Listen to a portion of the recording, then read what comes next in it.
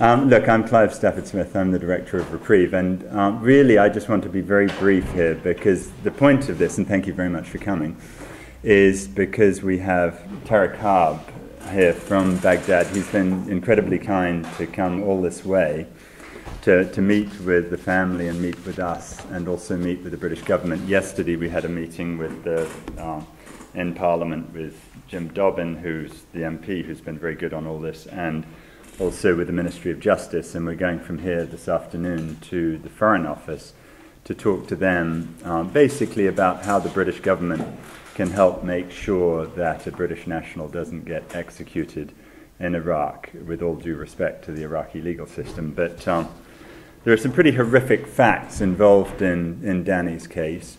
I should say this preliminarily, that nothing I say takes away from the tragedy that's happened here and the tragedy for the victims in this case, and I don't want anyone ever to think anything different.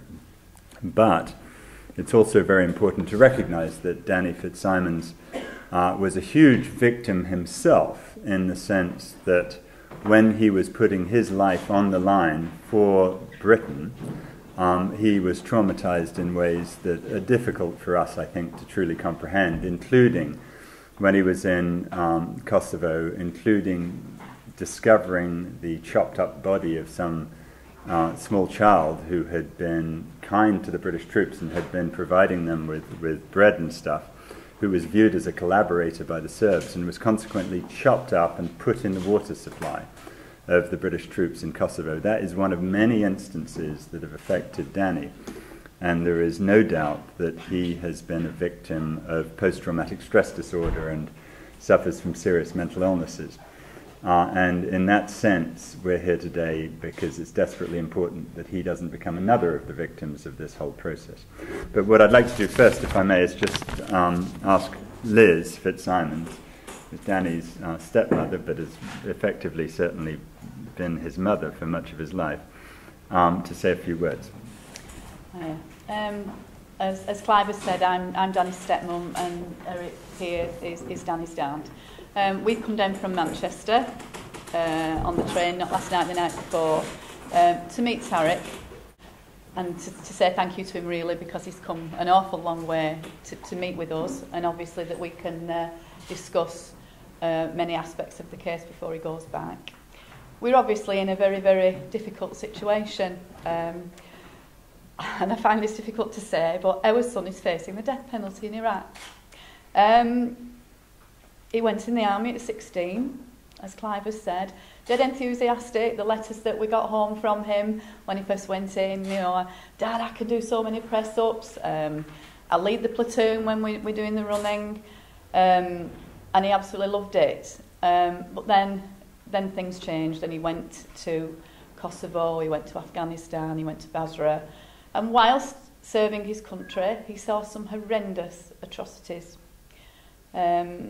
The one that we think affects him the most is the one that Clive's mentioned, where a young boy they made friends with. And remember, Danny himself at the time would only have been 18, so he's not that old.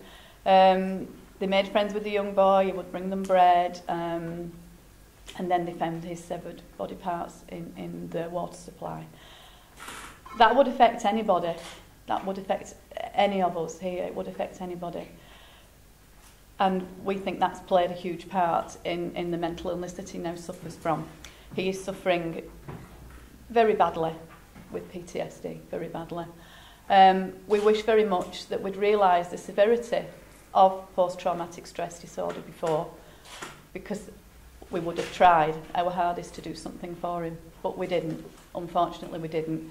And it's something that we think about all the time, and it torments us. We met, as Clive has said, we met with Jim Dobbin yesterday, and I would like to thank Jim Dobbin, because Jim's been wonderfully supportive, as have the Foreign Office. We're on the phone all the time. And this afternoon we're meeting with the Foreign Office, but we need help. We need help from the British government, and we need help to try and save Danny's life. And we need fairness for our Danny. Thank you. We respect Iraqi sovereignty, and the days when Britain went round the world lecturing people on what they should do are long since past. On the other hand, I think respect between nations includes the fact that another country should listen to Britain before they execute a British person. We do this in every country. You know, most recently, you'll know, of course, of Samantha Roboteur's case where Laos didn't execute her. So it's a perfectly reasonable thing to request. But I think that when you look at your British passport and it says on the inside front cover that Her Majesty's government expects protection for the individual, we expect also protection from our government in doing this. So there's no time you need protection more than when you're facing execution in another country. So that's why the British government obviously has a legal and moral duty to be involved. And well, we feel that we've got a lot of support from Reprieve, obviously, and we've got a lot of confidence, obviously, in Clive and his team and Tarek. We feel we've built up quite a strong defence team around us, but that's why we are going to the British government and looking for support from them. Because yes, we want a fair trial for Danny, and we're not sure we're going to get one.